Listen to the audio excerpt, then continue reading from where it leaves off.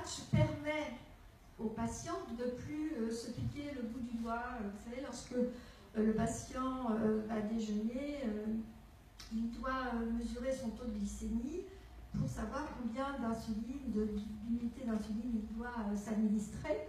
Et bien là, le patch est sur le corps du patient et le patch est associé à un petit appareil, un lecteur de glycémie. Et simplement en mettant le lecteur au niveau du patch, on a directement le taux de glycémie qui s'affiche. Alors ça, c'est merveilleux, on ne se pique plus. Pour les patients, c'est un énorme avantage. On a du mal à comprendre pourquoi c'est pas encore plus utilisé, mais ça va venir. Alors, on se dit, si on sait déjà le faire pour le diabète, on va peut-être pouvoir le faire pour d'autres pathologies où on doit mesurer des résultats sanguins. Mais on a aussi, pour le diabète, trouvé un autre système qui a une lecture de glycémie immédiate, simplement par lentille. Donc, le patient porte des lentilles et grâce à la composition des larmes, il y a l'expression du taux de glycémie qui peut s'afficher. Donc là, les lentilles, c'est au stade encore de l'expérimentation, mais ça arrive très vite. Google était dessus avec un laboratoire d'insuline qui s'appelle Novartis. Pour les allergies alimentaires. Alors, dans les allergies alimentaires, il existe à l'heure actuelle, toujours en expérimentation, un système qui est composé de deux parties, un patch de détection et un scanner d'alerte. Ça s'appelle allergie amylette et le patch, donc, qui est le petit système, vous voyez la petite boîte avec le papier relevé jaune qui comporte en fait le système qui est juste en dessous. Ça, c'est le patch de détection et l'on porte ce patch dans l'assiette, évidemment, pour aller voir ce qu'il y a dans votre aliment et vous mettez ensuite ce système de détection dans le petit scanner, très, très petit, et qui donne une lecture. Alors évidemment, si c'est rouge, il ne faut pas manger, et si c'est vert, vous pouvez... Alors à l'heure actuelle, il n'y a que l'arachide, parce que c'est la première allergie aux États-Unis, qui est dépistée, mais on imagine très bien que d'autres allergies alimentaires pourraient avoir un patch spécifique. Alors on l'appelle allergie amylette tout simplement parce que le petit système de scanner, peut-être, il est très petit, il fait 3 ou 4 cm de long, la petite partie noire, là, et on peut le porter, j'ai vu sur un collier, un bracelet, le système, les clés, enfin. Ouais. Et puis là, je n'ai pas résisté à avoir un mari asiatique et pas parler de baguette, c'était impossible. Donc, il y a l'équivalent de Google en Chine qui s'appelle Baidu, qui a créé des baguettes connectées. Alors là, c'est très drôle parce que ce n'est pas du tout pour les allergies alimentaires, mais apparemment les Chinois ont peur de manger des produits frelatés. Et en trempant la baguette connectée, qui doit quand même coûter une certaine somme, je pense, dans l'aliment, vous savez si l'aliment est de bonne qualité ou pas. Voilà, donc ça, ce n'est pas les baguettes connectées, vous avez l'information qui s'affiche aussi. Vous pouvez imaginer l'allergie alimentaire avec. Dans l'amélioration du traitement de la maladie, il y a aussi ce qu'on appelle, nous, l'observance. C'est-à-dire qu'on veut s'assurer que le patient prend bien son médicament au bon moment et le bon produit. Pour assurer l'observance, alors surtout quand il s'agit d'enfants ou quand il s'agit de personnes âgées qui commencent déjà à avoir peut-être des pertes de mémoire, il faut les aider à prendre leurs médicaments à la bonne heure. Alors on a les piluliers connectés.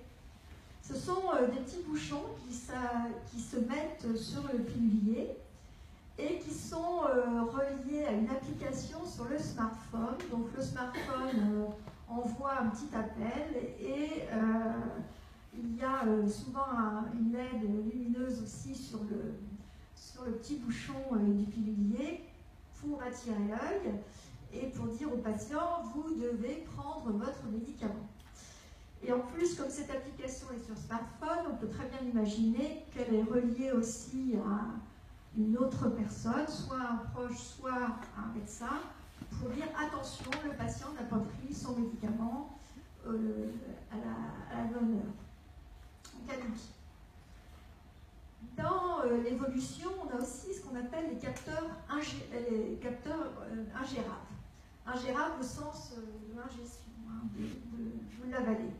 Donc ça a été découvert par une société qui s'appelle Proteus Healthcare, et donc qui s'appelle évidemment Proteus tout simplement comme nom de spécialité. C'est tout petit, c'est la taille d'un grain de sable. Il doit être pris en même temps que le médicament, parce qu'évidemment c'est lui qui va suivre la prise.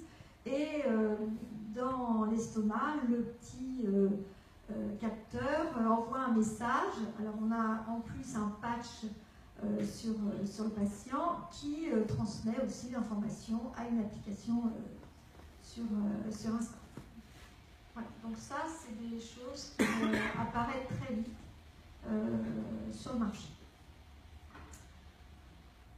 Dans les diagnostics précoces, le but est de dépister les maladies le plus tôt possible pour essayer de les guérir. Parce que moins la maladie est dépistée rapidement, plus le risque d'aggravation est important. On a des nouvelles prouesses en imagerie médicale. On a notamment l'imagerie médicale qui se met en 4D. C'est-à-dire que c'est la 3D avec des marqueurs et on arrive à avoir des images exceptionnelles jusqu'à la cellule pour dépister très tôt une pathologie. Alors on pense notamment aux pathologies avec des cellules cancéreuses où on n'a plus besoin encore d'avoir de tumeurs, mais presque au stade de la cellule pour traiter très vite et ne pas avoir de cancer qui s'installe. Ça, c'est au stade aussi. Alors, ça n'est pas encore disponible partout puisque c'est en stade d'expérimentation, mais on espère bien sûr que cette 4D arrive rapidement dans nos hôpitaux. Il y a une pilule caméra aussi qui existe depuis déjà une bonne quinzaine d'années, je dirais, qui est actuellement utilisée uniquement pour la pathologie de l'intestin grêle. Alors, comme cette pilule caméra est réservée actuellement à l'intestin grêle, on espère très vite qu'elle soit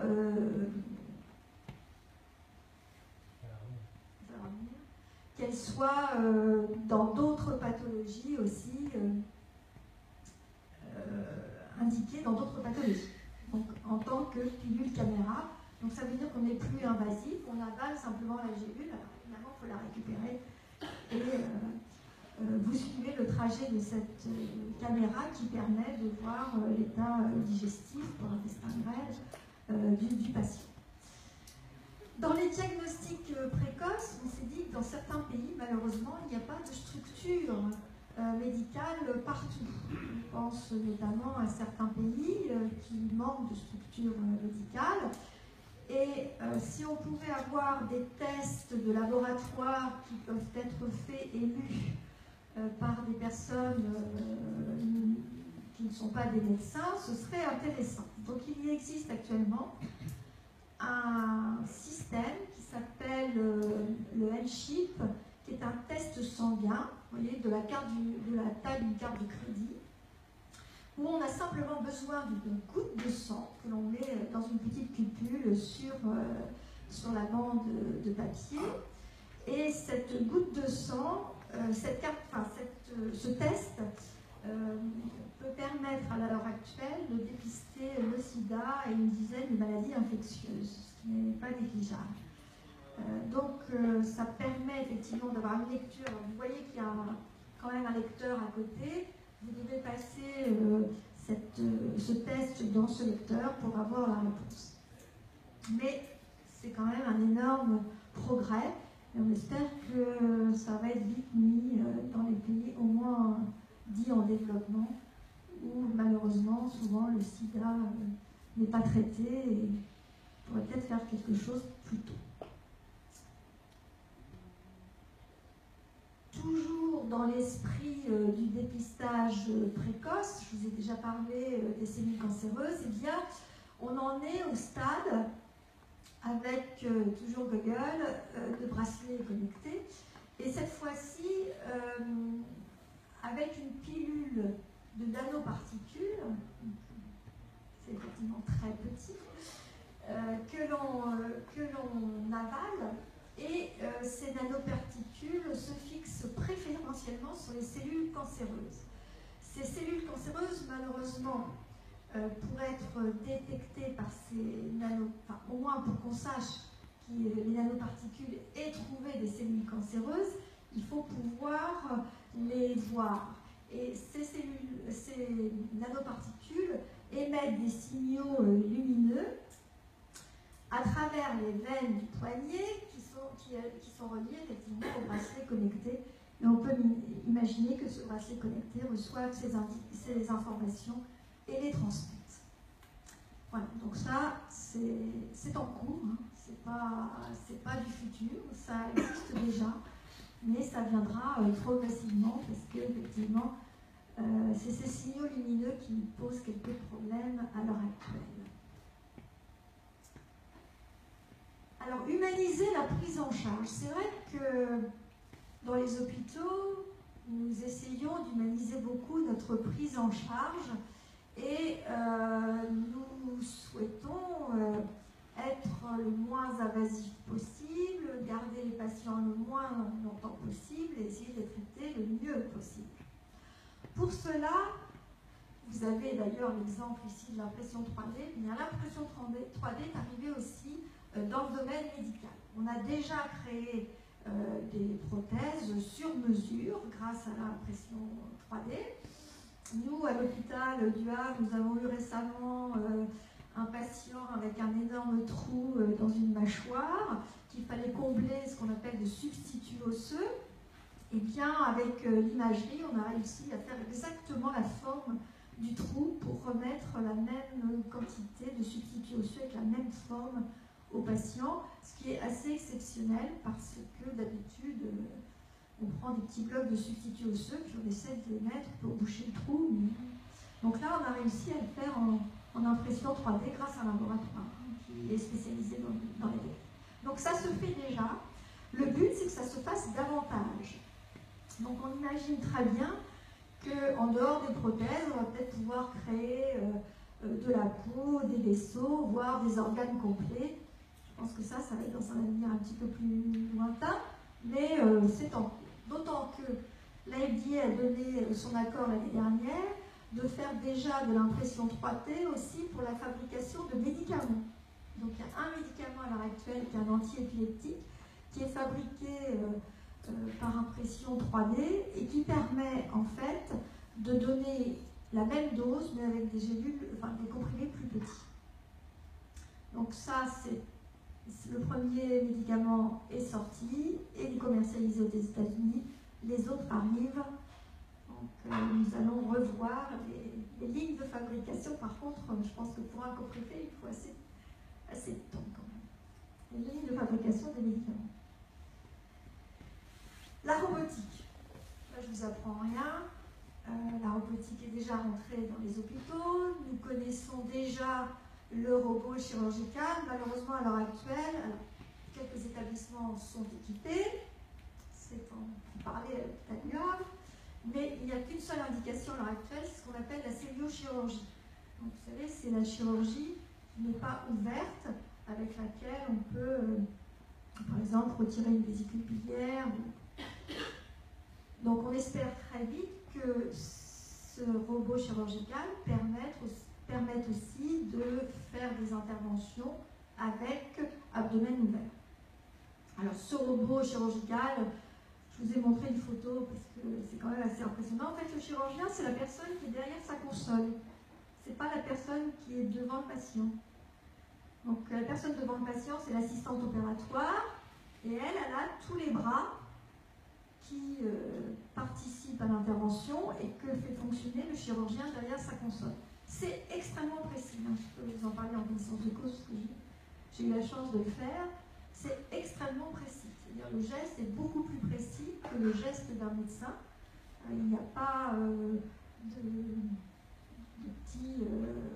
on ne peut pas bouger exceptionnellement, c'est toujours exactement tel qu'on le fait.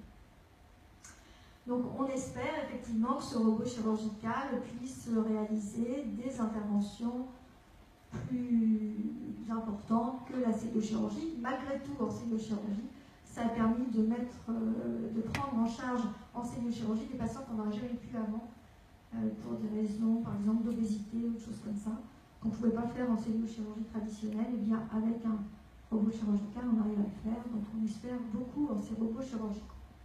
Il y a aussi les membres robots. Pour les patients qui ont eu des amputations, soit accidentelles, soit programmées, pour remplacer un bras, une main. On a réussi aussi à faire remarcher des personnes tétraplégiques. Donc on a beaucoup d'espoir sur tous les membres robotisés. Dans les robots, on a aussi des robots qui participent aux besoins sociaux des patients, et notamment chez les personnes âgées. Il y a un robot qui est très accompagnant. Malheureusement, dans les maisons de retraite, les patients ne peuvent pas être accompagnés de leurs animaux. Donc, on va leur donner des animaux, entre guillemets, robotisés, et c'est un exemple. Le petit phoque, il bouge vraiment, il répond aux caresses, etc. Et ça a permis à certaines personnes âgées de retrouver des intérêts à leur vie. Il y a aussi le robot Nurse, qui est un robot qui va aider les infirmiers à déplacer des patients, donc qui porte les patients. Et puis, on parlait tout à l'heure des nanoparticules dans certaines gélules, et bien il y a des nanorobots qui sont justement des petites particules qui vont être injectées dans le sang et qui vont permettre d'aller directement dans les cellules cancéreuses. Mais le problème à l'heure actuelle, c'est de guider ces nanorobots jusqu'au lieu désiré. Et il y a une société américaine qui s'en charge, et ils pensent à un champ magnétique notamment pour guider ces robots, ces nanorobots, jusqu'au lieu d'indication. Donc vous voyez, là j'ai fait une image, les images ne sont pas dans la même taille, et vous voyez que le nanorobot il est de la taille d'une lacine. Alors il y a des petits flagelles, parce que les petits flagelles ça permet de les guider, ça permet de les faire bouger. Alors, le diagnostic en temps réel. En chirurgie, toujours, vous avez aussi un bistouri électrique qui est en expérimentation, qui s'appelle NICE, qui va permettre de distinguer le tissu sain du tissu cancéreux. Le tissu cancéreux.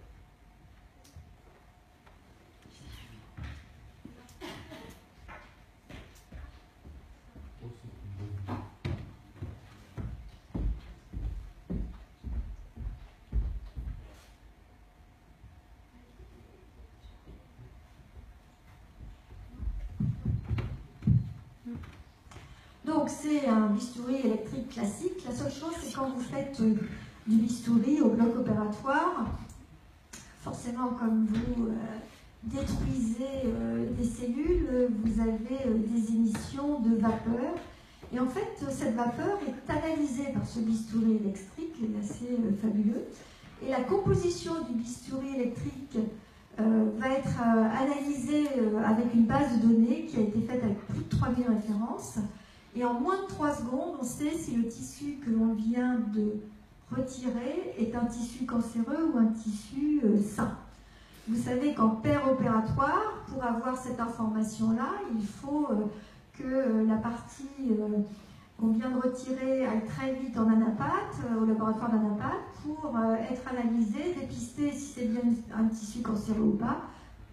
Et donc on attend le résultat avant de continuer l'intervention chirurgicale. Donc vous imaginez qu'en 3 secondes, on connaît exactement le résultat, c'est assez fabuleux. D'autant que si vous pensez que ces cellules cancéreuses, on peut les retirer au maximum, on va avoir encore moins de récidives et moins de dissémination de certaines cellules cancéreuses lors de l'intervention chirurgicale. Donc ça, c'est un bistouri qu'on appelle intelligent. Il y a aussi pour des essais cliniques qui nous permettraient de ne pas utiliser des animaux. Vous savez que les Américains sont très sensibles aux expérimentations animales, donc ils essaient de trouver des systèmes qui puissent remplacer les organes directement, et ce sont des puces informatiques qui simulent le fonctionnement complet des organes et qui vont permettre effectivement de travailler directement dessus pour des essais cliniques. Alors ça ne nous empêchera pas de faire l'expérimentation humaine, mais déjà on aura supprimé peut-être l'expérimentation animale. Alors ça c'est pour Yvan.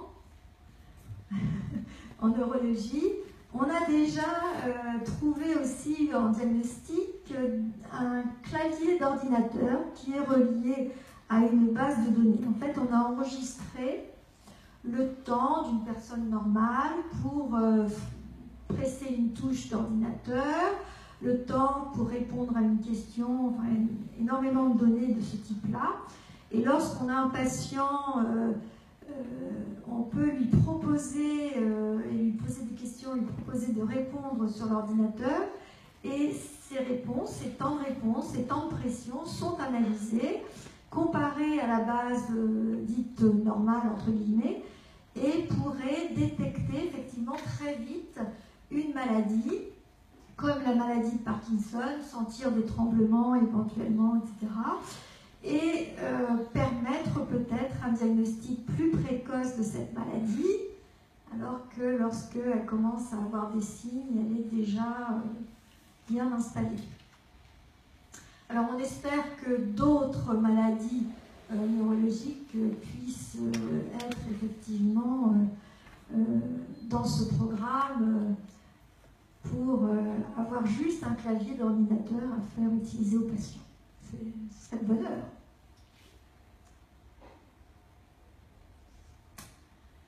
Alors, pour continuer à former aussi les médecins, on a déjà dans les blocs opératoires des lunettes qui permettent de visionner par les étudiants qui ne sont pas spécialement dans la salle de bloc opératoire ce que le chirurgien fait.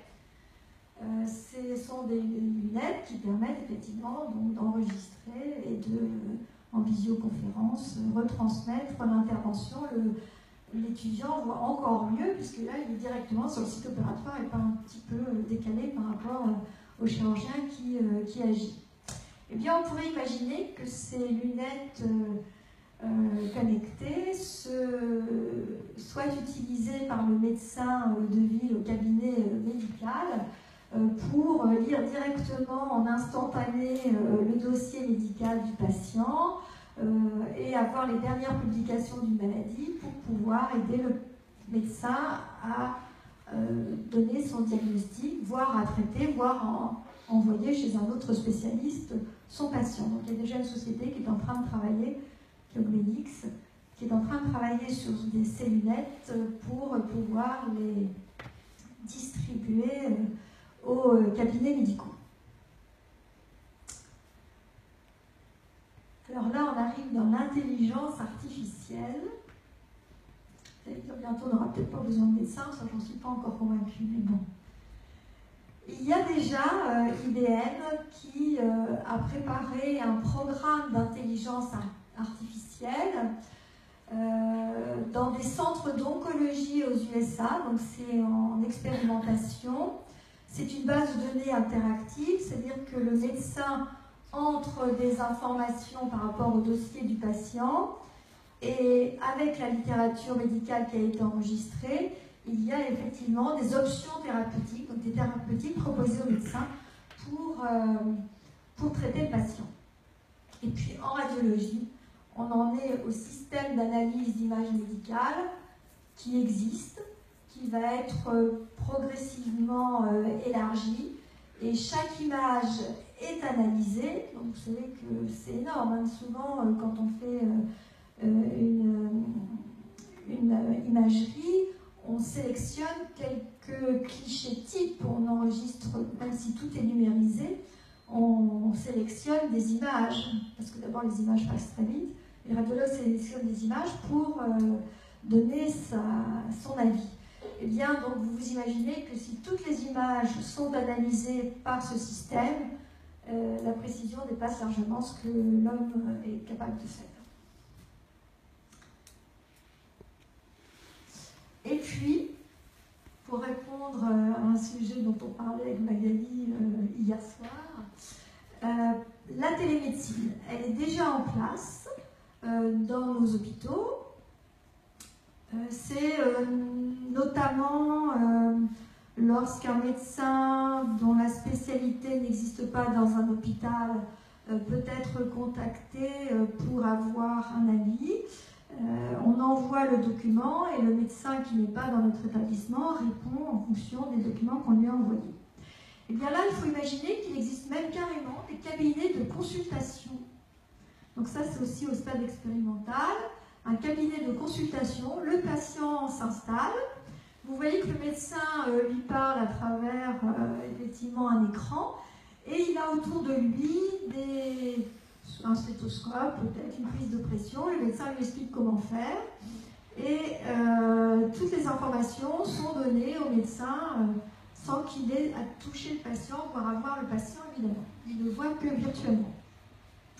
Donc ça existe déjà. Il y en a déjà au moins 2 sociétés qui font des cabinets de consultation. On peut imaginer effectivement dans des endroits où il manque de médecins que ces consultations soient réalisées. Bien, on pourrait imaginer aussi un autre dispositif médical plus petit qui permettrait de transmettre les informations à un médecin qui ne se trouve pas avec le patient. Ça existe en quoi? Ça existe? Non. Non, pour l'instant, ça c'est uniquement aux États-Unis, c'est la société HKG qui l'a fait. Il y a une autre société aussi qui l'a fait. Mais c'est assez fabuleux. Vous trouvez ça assez fabuleux d'avoir un cabinet de consultation prêt à l'emploi. Heureusement qu'il y a le médecin qui explique aussi aux patients comment faire. Et puis, donc, il existe déjà des programmes de prise en charge en ligne aussi pour une seule pathologie. Alors actuellement, c'est le strabisme chez l'enfant aussi, mais il n'y a qu'un professionnel de santé qui peut analyser ce programme.